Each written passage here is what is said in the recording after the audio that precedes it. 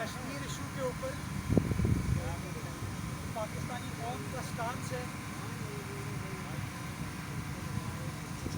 پاکستانی قوم کا point of view ہے، پاکستان پیپلز پارٹی کا موقف ہے، پھر حکومت کا موقف ہے، اس کو بیان کرنا اور یہ بتانا کہ پاکستان پیپلز پارٹی اور سندھ گورنمنٹ شہید بھٹو کے زمانے سے لے کے شہید محترمہ زینب بھٹو کے زمانے سے لے کے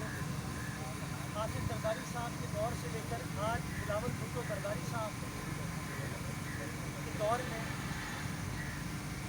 یہ سمجھتی ہے کہ کشمیر پاکستان کا حصہ ہے،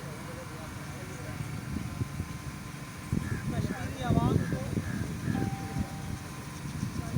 اقوام متحدہ کی قرارداد کے مطابق حق رائے دہی کا مکمل حق حاصل ہے اور بھارت کی مودی سرکار نے بین الاقوامی قوانین، اقوام متحدہ کی قرارداد اور انٹرنیشنل لاز جو مسلمہ لاز ہیں ان کی خلاف ورزی کرتے ہوئے اس طریقے سے ان وائلیشن آف انٹرنیشنل لاز جو اقدامات کشمیر کے حوالے سے اٹھائے گئے اس کی ہم نے ہمیشہ مذمت کی ہے۔ ہم سمجھتے ہیں کہ اقوام متحدہ کے فیصلوں کی وائلیشن ہے، وہ انٹرنیشنل لاز کی وائلیشن ہے۔ اس طریقے سے کشمیر میں سرکار نے اپنے مذہبی مقاصد کو پورا کرنے کے لیے کشمیر کو بند کیا ہوا ہے، کشمیری عوام کے اوپر مظالم اٹھائے ہوئے ہیں، اس کے ہم بھرپور طریقے سے مذمت کرتے ہیں اور اس سلسلے میں اپنے کشمیری بھائی بہنوں کے ساتھ اظہار یکجہتی کے طور پر آج وزیر اعلیٰ ہاؤس میں ایک واک منعقد کی گئی تھی، جس کے اندر وزیر اعلیٰ سندھ، پاک فوج، قانون نافذ کرنے والے ادارے، بیوروکریسی اور وزراء نے شرکت کی اور ایک بار پھر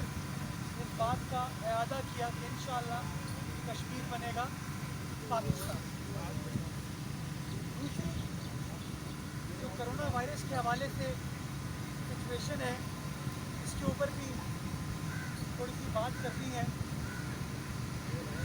کہ آج صبح کے اخباروں میں اگر آپ نظر ڈالیں تو جو لیٹسٹ پوزیشن ہے کرونا وائرس کی وہ یہ ہے کہ 9%